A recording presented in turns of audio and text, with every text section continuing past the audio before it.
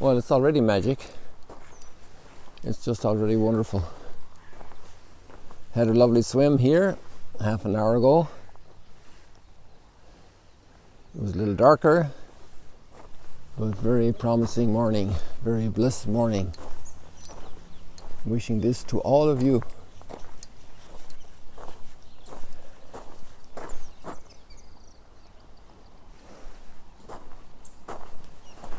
I was thinking yesterday, do you remember we saw all the flowers in this a long time ago? Maybe April, May. And look what we have now, all the fruit.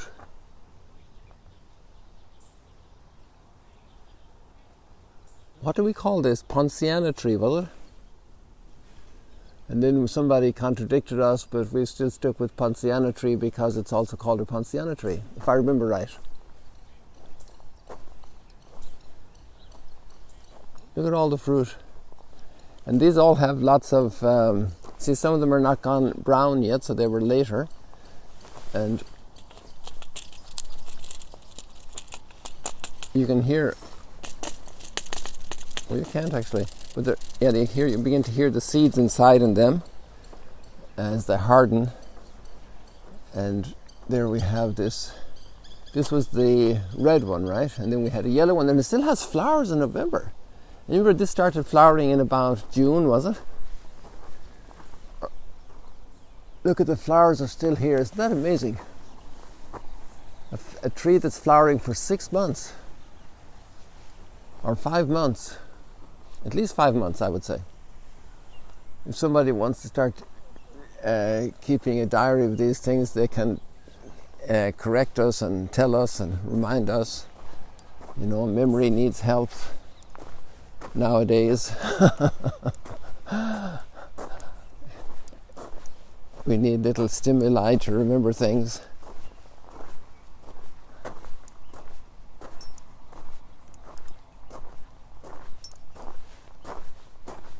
So we've had more rain.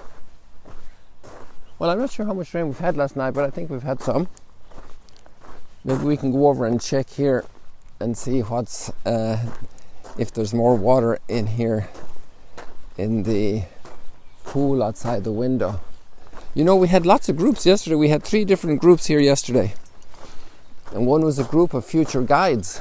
And we're always very excited about these because they are a great sign of promise, you know, commitment to prepare for all the pilgrims.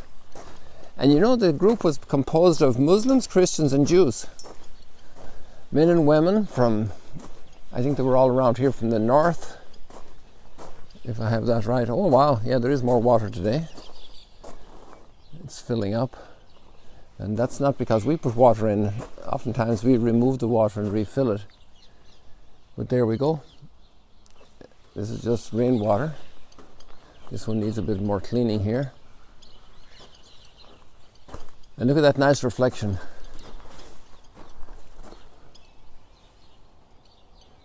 Now there are a couple of reflections. There's a reflection of the architecture with that nice curve underneath, you see.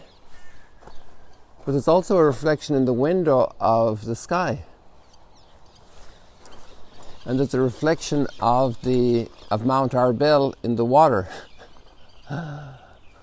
So we have to start looking and paying attention to see all the reflections.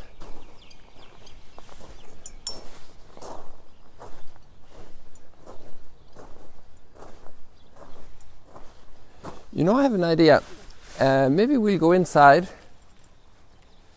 because the sky is going to need a little bit of time to, what do you think? It's going to need a little bit of time to develop more. Because there's a lot of cloud right there, and more or less behind that tall tree is where the sun should be emerging. And really right now it's kind of time that it should be out. I mean out, up. Out is not going to be because of all the cloud. But we'll just keep an eye on it. Let's go inside and show you around inside because it's been a while. Let's see how we do.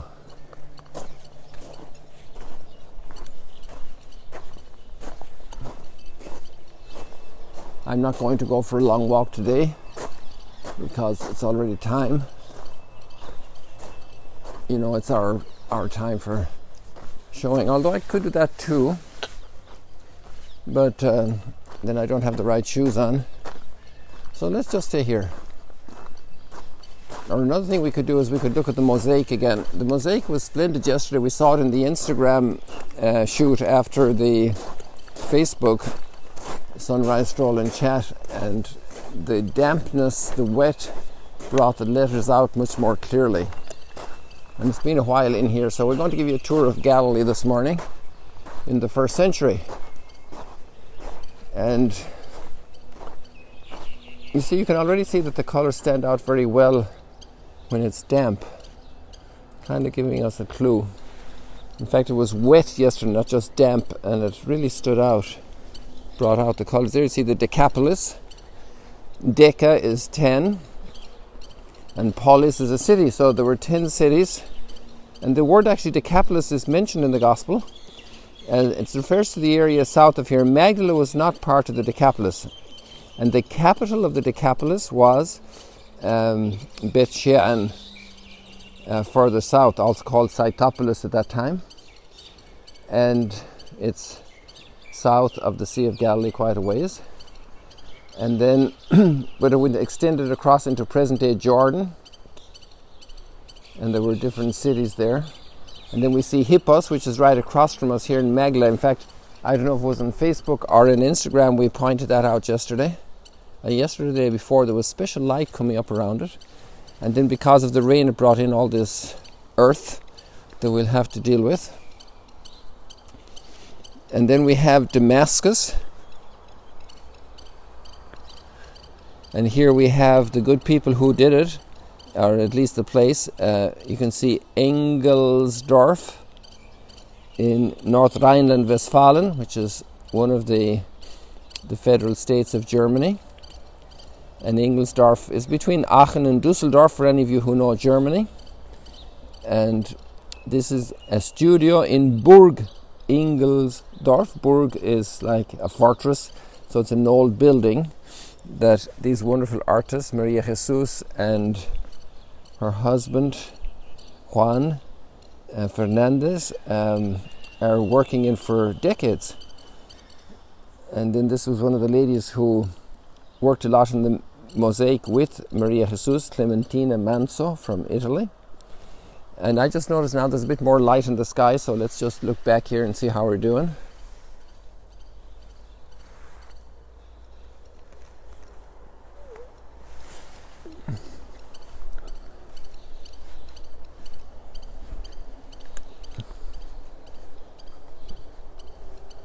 Well, we can still stay a couple more minutes, maybe here a minute or two with the mosaic. So then behind Damascus upside down you have Gaulanitis. So start over on the right and work backwards upside down. And that's the Golan, and there it is across from us. It's those hills behind the Sea of Galilee. That's all part of the Golan. So in the Roman times it's called Gaulanitis. And then if we look just beyond that, two names pointing our way, written our way, Bethsaida and Bethsaida Julia. So there's a dispute archaeologically now, which one is which one is Bethsaida. So let's see.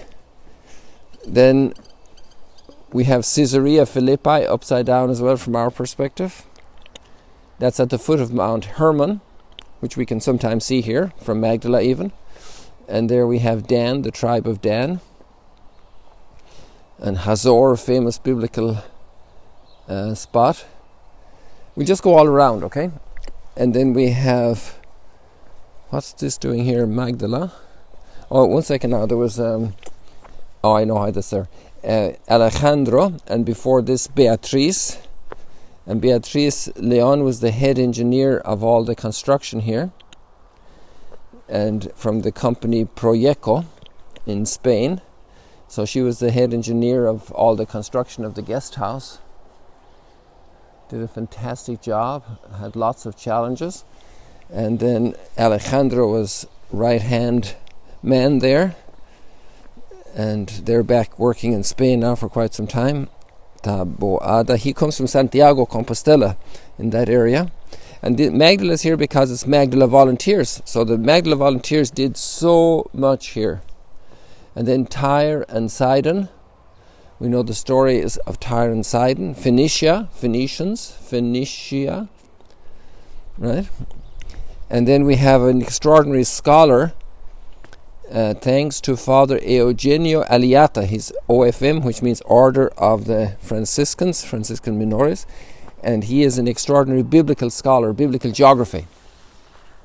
Man of very modest manners, very quiet, discreet, but extraordinary, brilliant, genius. Man with great knowledge of geography in the Holy Land. And here we have another little member of the family, more or less.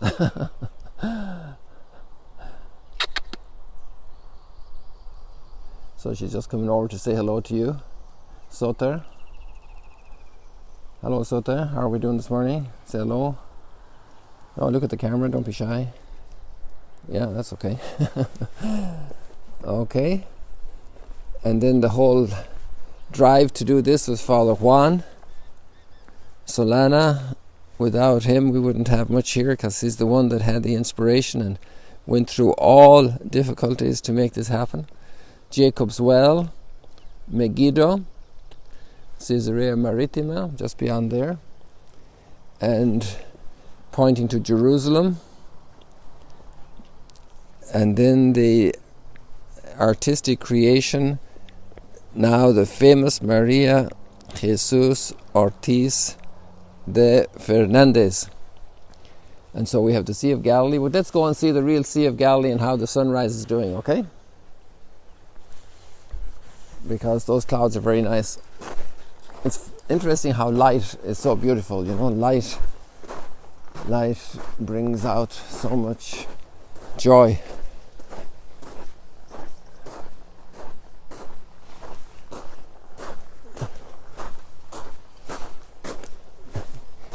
We'll go inside as well, especially when it's raining, because that'll be a good combination.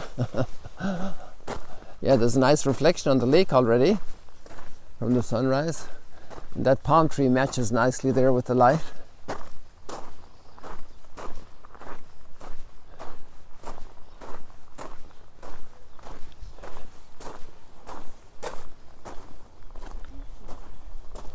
Now with more light, this reflection is clearer. Even the sky and the water.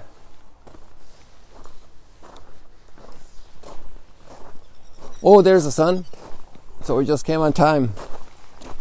Let me stop you, put you down here for a second here so we can get that more serenely. And you can have your joy in this beautiful morning, seeing the sun over the Sea of Galilee. It's actually right out there shining at us. Somehow the camera is not seeing it as clearly as my eyes are. But it's right there in the center of the screen. That's our good friend the sun, that brings us light and warmth and energy, which gets into our food and which allows us to have strength, physical strength to do our work. And if you don't believe me that the sun has risen, look here. There it is as well.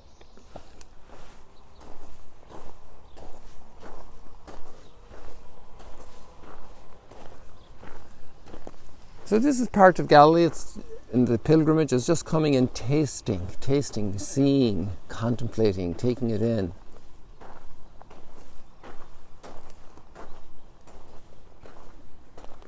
Taking in the beauty of creation. You can do that in your own home. Take in the beauty of creation. Look out the window.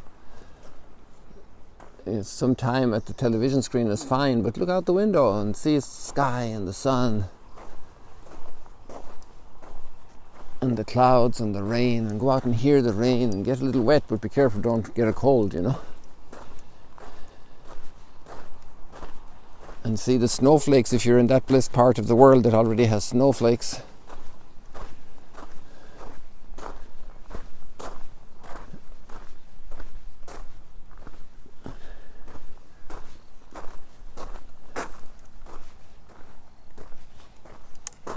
You even see now at this time of the year the reeds are thinned out with the lack of foliage and vibrancy, so the light is actually coming through there.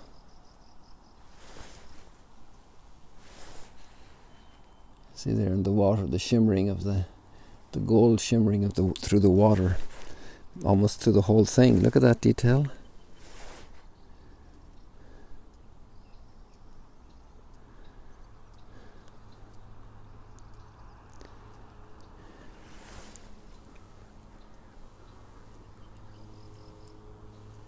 This is made for you.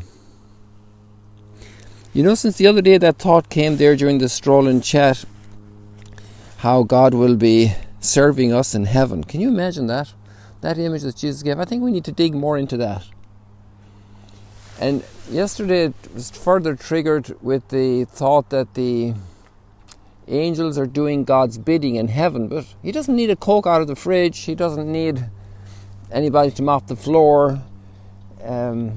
So what bidding are they doing? It's an interesting thought, isn't it?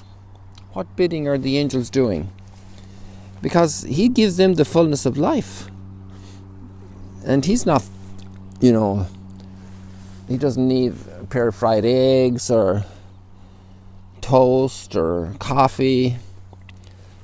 So I think we have to revise our understanding of what is the bidding that they are doing. And the bidding is more a gift God gives them to be in His presence, enjoying the fullness of life. If we're given the fullness of life, Jesus said, I will give you life in fullness, in abundance. So, the amount of love that's poured out from heaven to us is amazing. And the amount of love that's waiting for us, we're just here kind of stretching our little sack so that we can take it in more and more.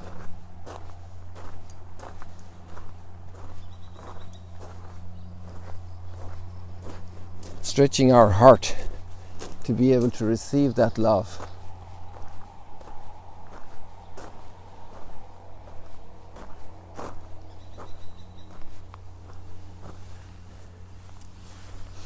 So we're going to go out through our little gate. I just see the Mount of Beatitudes right there behind the tree.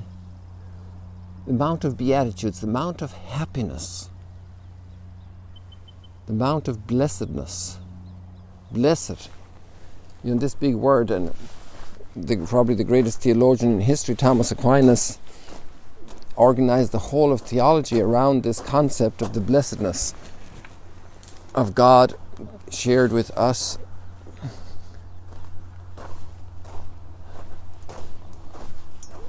This fullness of life for which we are created. Nothing less, for the fullness of life. And we have a rocky path on the way there, despite the incredible gifts we have. Now there's a big, I'm not sure if it's a crane. I just want to focus in there so you can see her perched out there if it's a she. And if not, you'll be seeing a he. So they're right now in the center of the screen, but we'll get in closer with the zoom, hopefully. Right there in the center of the screen still. Look at that. Look at that bird. So we're going to go a little bit more in her direction. We only have a few yards to go, but you'd never know when she might startle. So I'm going to have to go slowly so I don't jog you around too much. But she is noticing that we're moving, or at least she's moving a little bit, being very perceptive.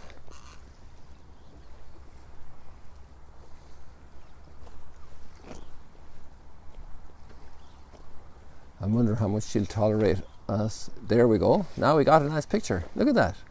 Look at that. Look at that lady.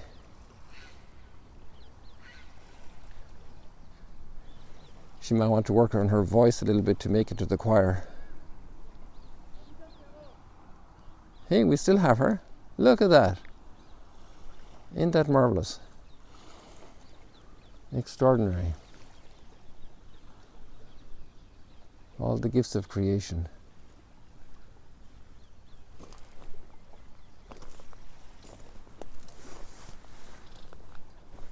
Just going to go down here for a second so you can see something you like. Oh no, I just missed her. Come on.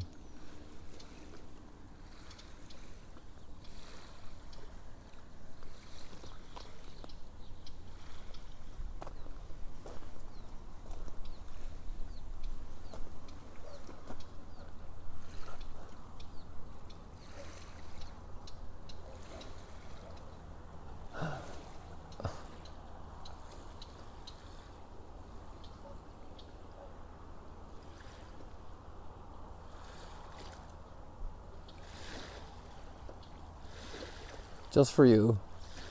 This world created for you. What God wants to give us, the joy of all of creation.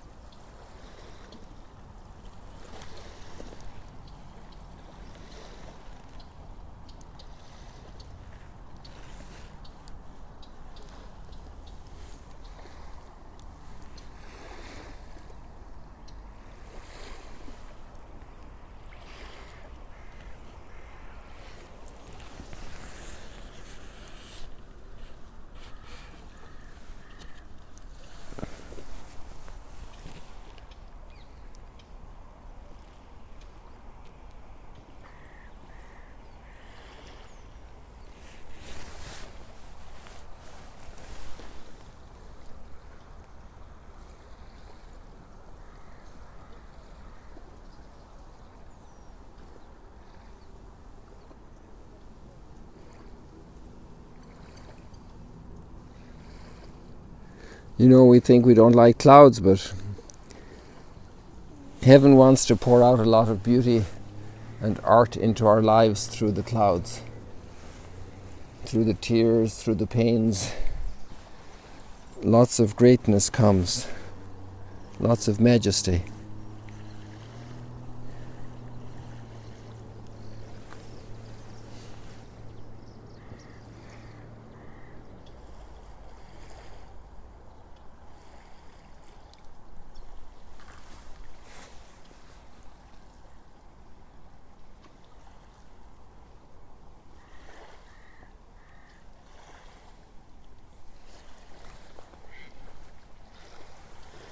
So the readings today are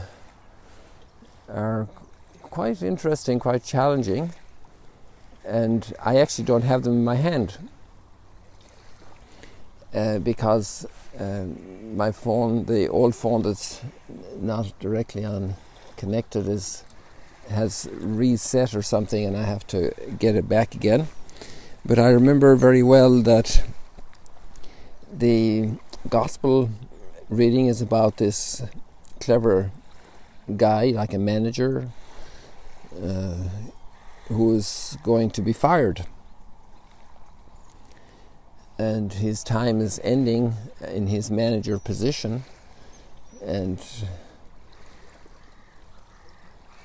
he is very concerned what his future is going to be, because he needs to provide for himself, especially. It's all about him. And so he starts to cheat. And he calls in all the debtors of the company, and he starts writing down their debt, dividing it by 2, or reducing it significantly to win their favor, so that then when he's out of work, he'll have friends that will take care of him. And obviously it's bothering for some people at the first reading to see why would Jesus set this guy up as an example of how to behave. But of course you'd have to see the whole thing in context. And the context is that we've been given this incredible world.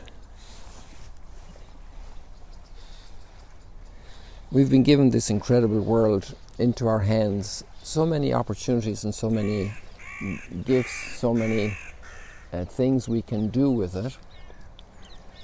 And what Jesus is pointing out is this guy was clever enough to use what was given to him to his best advantage. So that's the point. It's not so much that cheating is the point, but that he leveraged his opportunities to set himself up permanently afterwards. So what's that message for us? Well, how do we leverage our opportunities to set ourselves up well for the future?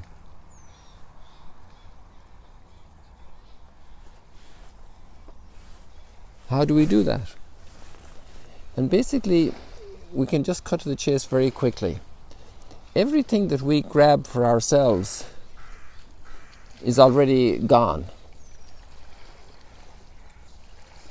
But everything we do for others is going to be rewarded eternally.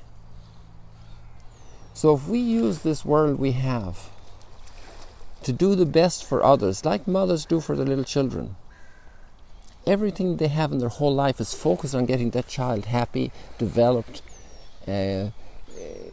benefited. So she's putting everything, her own health and tiredness and everything into the mix to bring that child to full development. And so everything that we do for others is going to last forever.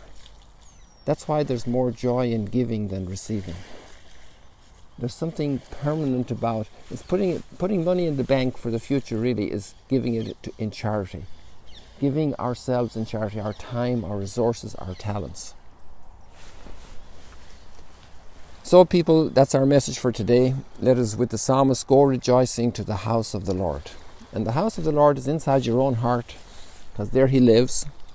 And so go inside your own heart and have a nice chat with him today in gratitude, and say, Lord, help me to be wise the way I use the world, not selfishly, but building up others.